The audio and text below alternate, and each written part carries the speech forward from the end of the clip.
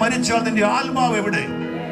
നമുക്ക് അവിടെ ഒരു പാരമ്പര്യങ്ങളും വീഴാനില്ല ദൈവമക്കളെ, വേറെ ഒന്നുമില്ല. ഞാൻ ചോദിച്ചോട്ടെ, നിങ്ങൾക്ക് ഒരു സ്പെല്ലിംഗ് മിസ്റ്റേക്ക് ഉണ്ടെങ്കിൽ നിങ്ങൾക്ക് ഒരു രാജ്യത്ത് നിന്ന് ഒരു രാജ്യത്ത് പോകാനൊക്കുമോ? നിങ്ങളുടെ പാസ്പോർട്ട് അല്ലെ നിങ്ങൾക്ക് അടിക്കുന്ന വിസ സ്റ്റാമ്പ് ചെയ്യുന്നിടത്ത് ദൈവത്തിന്റെ കോടതി നമ്മളോട് ചോദിക്കുന്ന വാക്ക്, എന്റെ സന്തതിയെ, എന്റെ മകനെ, നിന്റെ പാപത്തിന് വേണ്ടി ഞാൻ അയച്ചപ്പോൾ നീ അത് സ്വീകരിച്ചോ?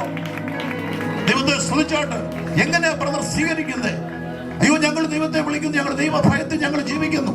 എന്നേതെങ്കിലും ദൈവികമല്ലാത്ത സ്വഭാവങ്ങളിൽ അടിപ്പെട്ട് കിടക്കുന്നവരുണ്ടെങ്കിൽ, പാപ സ്വഭാവം നിങ്ങൾക്കുണ്ടെങ്കിൽ, ഒരു പക്ഷേ പുറമെ ലോകം അത് അറിയുന്നില്ലായിരിക്കാം, അല്ലെ പരസ്യമായി നിങ്ങൾ പാപം ചെയ്യുന്നില്ലായിരിക്കാം, അല്ലെ രഹസ്യ പാപമാണ്. യേശുവിലുള്ള മാനസാന്തരം, അവന്റെ രക്തത്താൽ കഴുകപ്പെടുക എന്നുള്ള അനുഭവം ദൈവത്തെ സ്തുതിച്ചാണ്.